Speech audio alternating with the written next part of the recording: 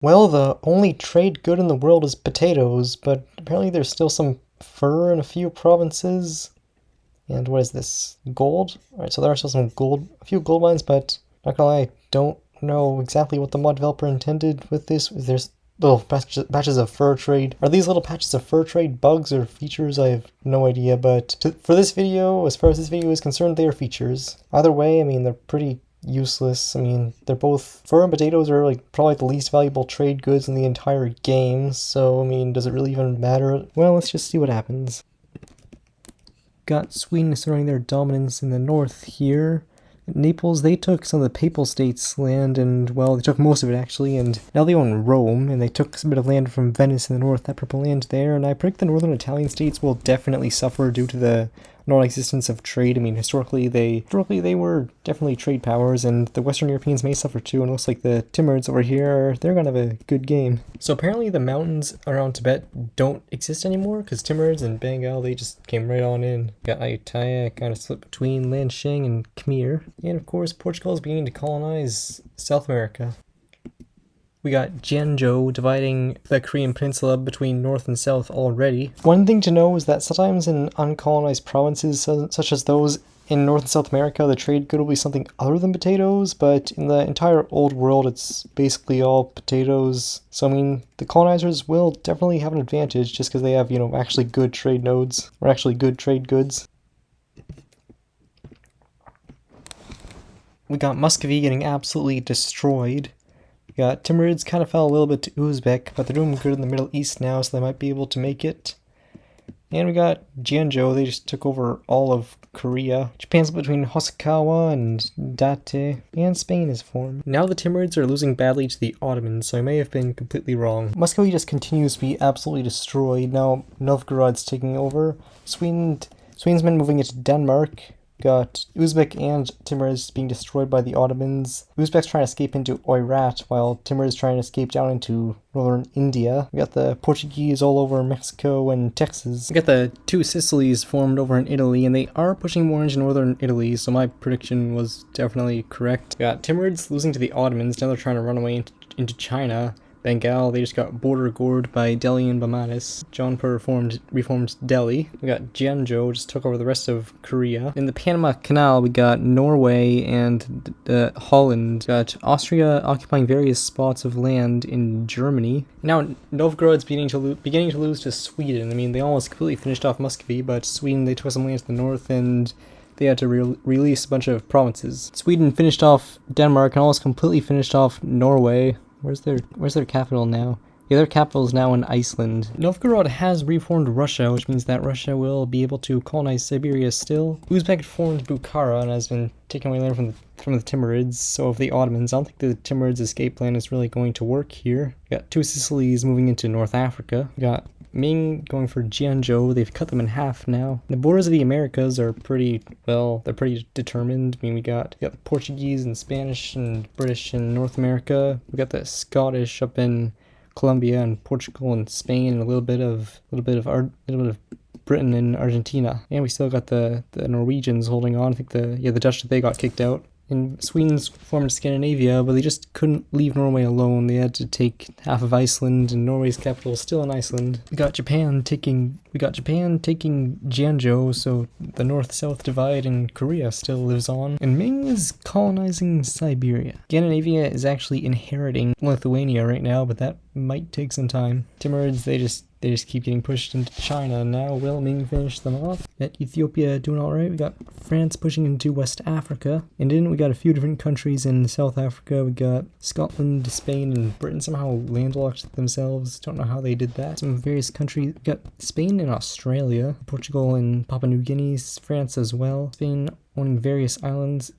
Scandinavia is almost finished inheriting Lithuania. We got Japan colonizing Siberia. I mean, for the most part, Siberia is now fully colonized, and we got Ming all along the coast there. The British colonies actually lost a little bit of land to the Portuguese and Spanish colonies, which included all of Argentina. So now we just have a bunch of English speakers stuck there. We got Delhi pushing to the east. They took over Sindh in Pakistan, and they're moving down south into Bamanis. But Bamanis is pushing south into Vijayanagar as well. Various Scottish colonies down here in Indonesia. Kilwa's taken out the Congo. I saw the Spanish colony over here in Nicaragua, and one down here in Tierra del Fuego. And we got Milan uniting all of North Italy and moving into Switzerland. Scandinavia has officially united with Lithuania. Italy formed from Naples.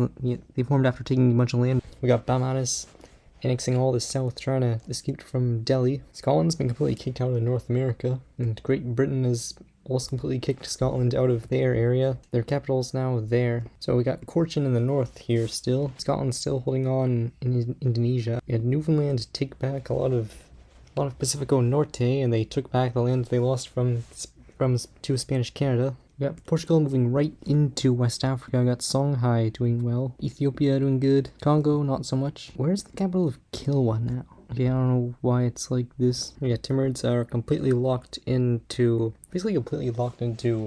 Tibet now. So Scandinavia is actually in a personal union under Poland right now, but their chances of inheriting are quite low. Scotland's been completely wiped off the map. First they lost those lands up there. They're no longer anywhere in South America, and they are completely gone from Indonesia as well. Looking at the culture map mode, we can see that there's some Scottish culture there and there and there, a bit at the bottom of Indonesia, or bottom of South America, but well, that Scottish culture is all that remains of Scotland. It's only that like very kind of more darker green is Scottish, like that up there, that's all American. Japan finished off Jianzhou. I mean, they were left with that province and that province, but Japan finished them off. Delhi's moving right into Tibet. Got Spain and Portugal owning various islands around here.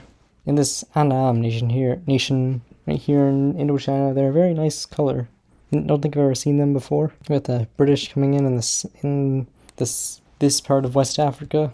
Got Portugal trying to finish off Songhai. In Austria, they just keep taking more and more provinces in Germany. I mean, their borders, all that white stuff is all Austria. The Netherlands, they've also formed, looking pretty good. Britain still owns that city and that city. In California, Spain still owns a couple cities. Poland got the Cyprus-looking borders between them and Russia, but Scandinavia is under them in a personal union, so that's how that is. So that was the only way for them to expand into Russia. Portugal gained a bunch of land on the east coast from the 13 colonies. You got Ming, they ended up landlocking Japan, and they took a bit of land from Russia. You got Italy, they took more land into North Africa. Must have taken some of Songhai, who have almost completely gone away. I mean, their land's been completely divided between Portugal, Britain, and France. A few independent Native American nations. I mean, Spain lost a war to Britain, and that must have forced them to release some. We got Chinook, Salish, and Charca.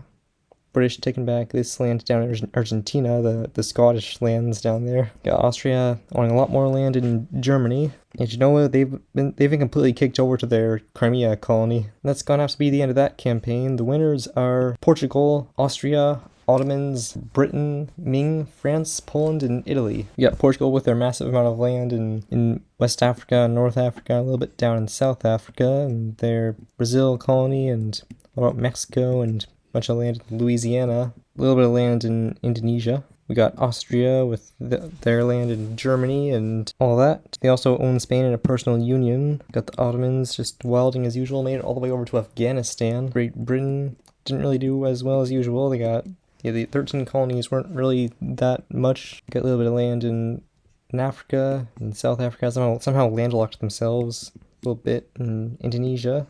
In Poland, with their border situation, I mean, Scandinavia is, well, they're basically owned by them, but they just, well, don't really, so basically they can, like, march their troops through them and all that. Got France, their West African colonies, didn't really do much in North America this time. Got a little bit of land in Papua New Guinea and the Philippines. I mean, Spain owns most of them, but France owns a little bit of land in the north there. Got Spain with all their little like, independent cities and, well, directly controlled cities in California. And, of course, Italy. They got North Africa. They did pretty alright. I'm kind of assuming that the fact that the northern countries had very little trade power due to there being so many potatoes may have contributed to that. I mean, so many potatoes. As for trade goods, yeah, for the most part, most trade goods just stayed as potatoes. But I mean, due to some game events, some changed. I mean, we got a lot of coal provinces during the 1700s, and any land that was not initially colonized at the beginning of the game had randomized trade goods. So that's the way it is. Still a good amount of potatoes in Mexico and the Andes, though. Well, that's what would happen if every trade good in the world was initially replaced with Replaced with potatoes, which were not a very valuable trade good. What surprised you the most? And what scenario should I do next?